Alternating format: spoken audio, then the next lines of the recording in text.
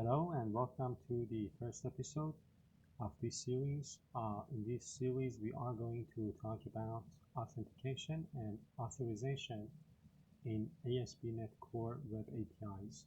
So we are going to use a real domain, the domain of an airline company. We are going to create some entities and we are going to see the different, approaches to implementing authorization and authentication. Uh, if you want to, take full advantage of this series, you'd better be familiar with ASP.NET Core Web APIs, Visual Studio, C Sharp. If that's not the case, you can, watch some of my other series on my channel, The Coder Journey. But if you think that you're motivated, you're curious, and at least some you have some experience with the topics that I just mentioned, then this course will be suitable for you. So I have prepared the notes for this series, and I have created a blank solution in Visual Studio on my other desktop. So we will have a very practical and hands-on course. We are going to study everything in full detail, and we are going to implement those one step at a time. So again, the focus of this series is authentication and authorization in ASP.NET Core Web APIs. And I'm assuming you have no prior experience about these topics. But again, as I said, I assume you are already a C# developer. You have some experience with .NET, with C#, with Visual Studio, with API development. Let's get started with the first episode. By the way, you can find the link to the repository of this series in the description of each episode in this playlist. You can click on that link. It'll take you to my GitHub page, and then you can, clone the repository and explore the code on your own. For each episode, we are going to create a branch so that you will be able to, explore the code, as I said, and see how we have progressed throughout the series. So the goals of this first episode: we are going to create the base project in Visual Studio. We are going to create our model classes. We will explain the ideas of authentication and authorization, and we will see role-based authentication in ASP.NET Core, how role-based authentication works. So let's talk a little bit about authentication and authorization. These two are very important. So two of the most important concepts in API development when it comes to security, when it comes to securing your API. So basically, authentication deals with the, let's say, identity of the consumer of your API. So basically, authentication wants to kind of figure out who the consumer is. So the user or the consumer of your API has to prove their identity. They need to, for example, provide some sort of, let's say, confidential data, for example, username, password, to kind of, establish their identity when they want to communicate with your API. Authorization is not about who the consumer is, but rather what that consumer is allowed to do. So again, authorization, of course, comes after authentication. First, you need to authenticate your user, your consumer, then you will authorize them to do certain actions. You give them access to certain endpoints. So when it comes to authorization or authorizing your consumer, there are different approaches. We are going to talk about roles as well as claims in this series. Again, we are going to revisit these two very important topics, authentication and authorization. But again, remember, authentication means who the user is. Authorization means we have verified who the user is. We have verified the identity of our consumer. Now we want to decide whether that specific consumer is authorized to, for example, call certain endpoints that are exposed by our APIs or not. Let's talk about role-based authorization. Again, as I said, there are different approaches to implementing authorization. One of them is role-based authorization. So in role-based authorization, which is like kind of a simple approach, an easy to understand approach, you associate the users with roles. So you define certain roles in your database, and I am going to show you how to do that. For example, you will have admin roles, pilot, passenger, and so on. And then you can assign users or consumers to those roles. And then, of course, you can kind of, let's say, protect the endpoints of your API based on those roles. For example, by applying this attribute to an endpoint of your API, you are giving access to the users who are in this role only. And of course, you can add more than one role here. You can separate them out by comma. Again, this is, as I said, very simple. By applying this attribute to an endpoint in your API, only the users who are in this specific role can access that endpoint. And I will show you how users or consumers are assigned different roles and how you can define roles in the database of your application. So the next step, I am going to move a little bit faster when it comes to kind of implementing our API. So basically we are going to create a web API project. I'm going to call it Flywise API using .NET 8. I want to use controllers, I want to configure HTTPS, and I want to enable OpenAPI support, and I do not want minimal APIs for now. Then I am going to install these packages, and then I will come back to my notes and talk about these 3 packages. So let's go ahead. As I said, I have already created my solution. As you can see here, the name of the solution is Flywise, and then I have created a simple Git repository, and I am going to navigate to, I'm going to create episode 1 branch, and here I am going to create my web API project.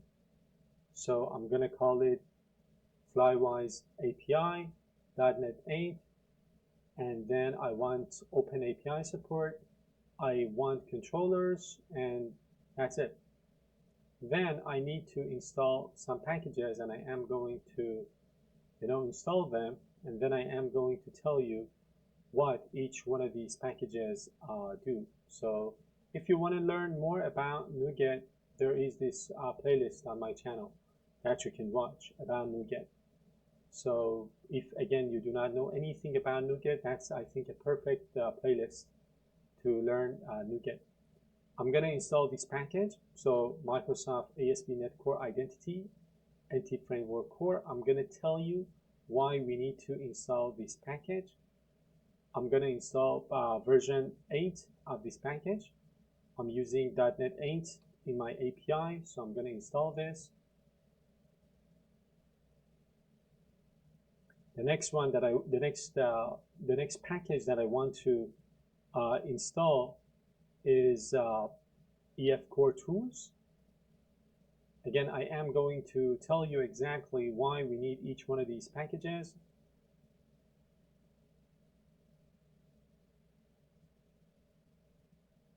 And the next package that I am going to install, let me take a look, is SQL Server. We are going to use SQL Server as our database. So Microsoft NT Framework Core SQL Server is already here. I'm going to install it. This is the version that I am going to install based on my framework version. So I'm going to apply this. Now let's talk about these different packages using my explanations here. So these are 3 very important NuGet packages that we need, at least for now.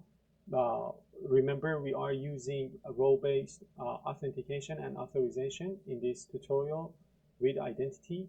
I will talk about policies and claims as well, but the first thing that I will be implementing is role-based authentication.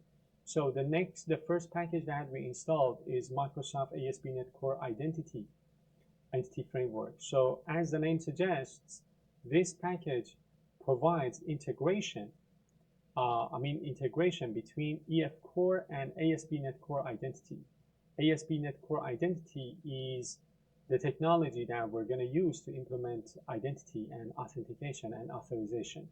So there are, some predefined entity classes in this package, like identity user, identity role, identity user role, and so on. Then there is this class for our DB context, which we are going to inherit from identity DB context. And then there is built-in support for things like user registration, password hashing, role management, claims, logins, and things that you'd have to do on your own if this package was not there. But again, fortunately, this package has already been developed, and we can reuse it. So why is it important? We are going to need this package because we are going to use ASP.NET Core Identity to implement authentication and authorization with EF Core for storing our users and roles in our database. We are going to extend a base class that this package provides called Identity User to create a custom application user, the user that the class that will represent the user in our domain. And then we will connect this to the identity system to do things like login, role assignment, authorization, and so on. Without this package, as I said, you can't use identity with a database like SQL Server. The next package that we install is Microsoft Entity Framework Core SQL Server. So this is basically the database provider for SQL Server. If you want to use EF Core with SQL Server, this is the package to install. SQL Server, a specific EF Core functionality. So there are internal command translation, schema mapping to SQL Server.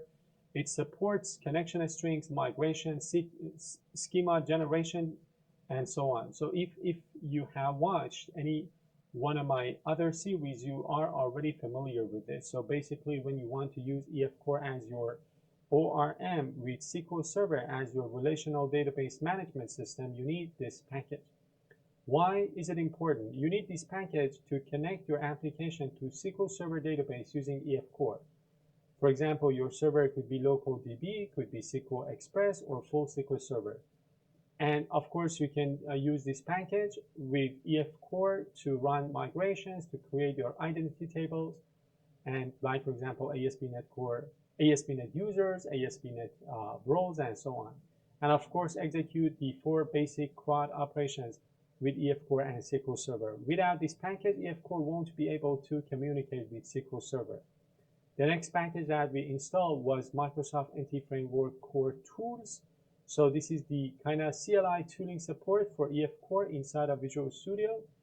And it includes like a CLI, command line interface for EF Core.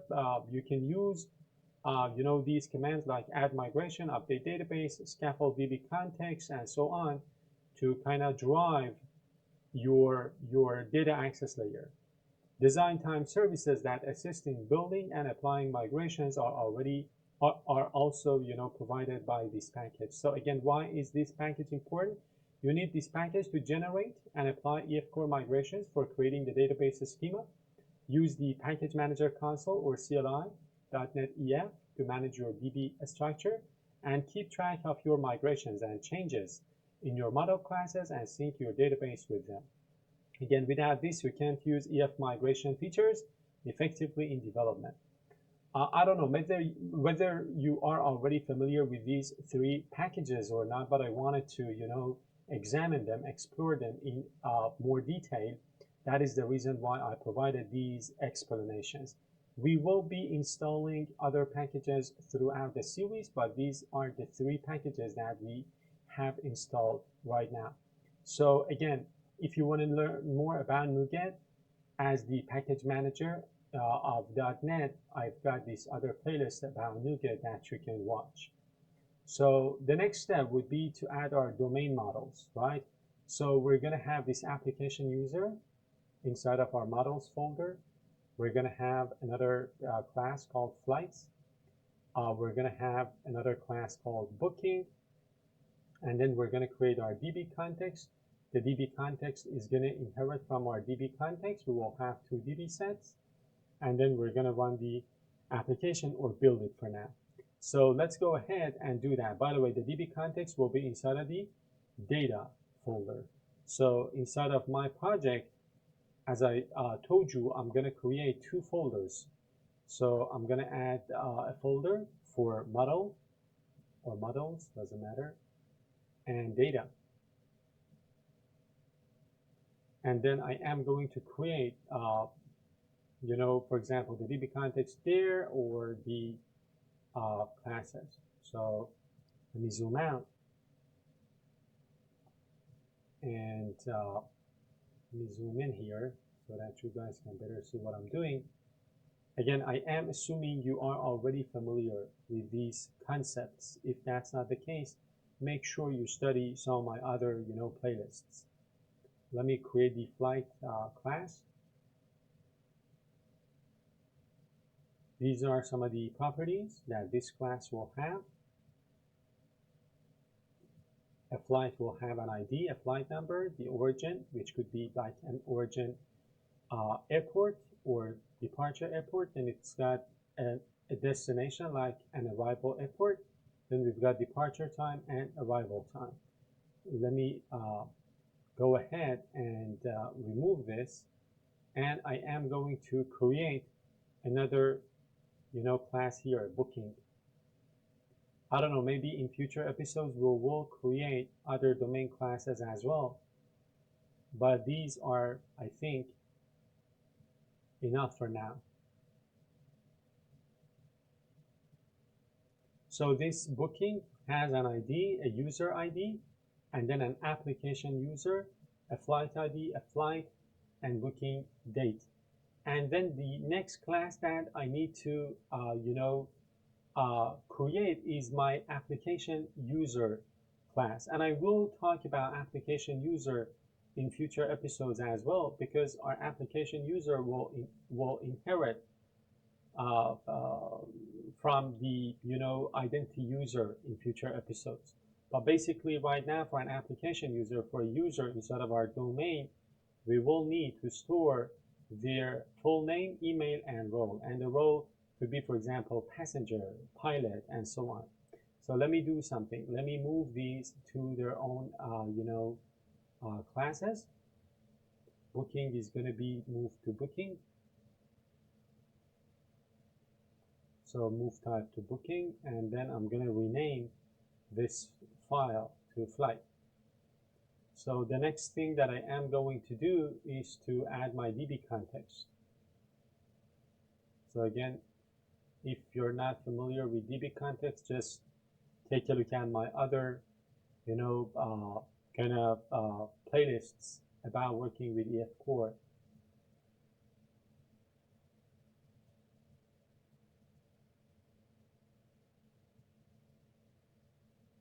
So I have created my DB context. It is using application. The name is application DB context, as you can see. And right now I'm using DB context. But in future episodes, I'll be I'll be using the identity DB context, and I am going to show you the difference. We're not going to run the application just yet. We're going to leave that to future episodes. There are no endpoints now. We can use Swagger or like the HTTP file in the solution to test the API. But let's get to the summary for now. So in this episode, we learned what authentication and authorization mean. We kind of talk a little bit about role-based authorization and how we can have different roles, how we can, assign users to those roles. We created our web API and some domain classes, the basic structure, and this is the starting state of our Flywise API. I'm going to wrap up this video. I'm going to commit the changes, by the way, on this branch. I'm going to push the repository, And again, if you want to clone the repo, just go to the link in the description of this video, clone the repository, and explore the code. And I will see you in the next episode.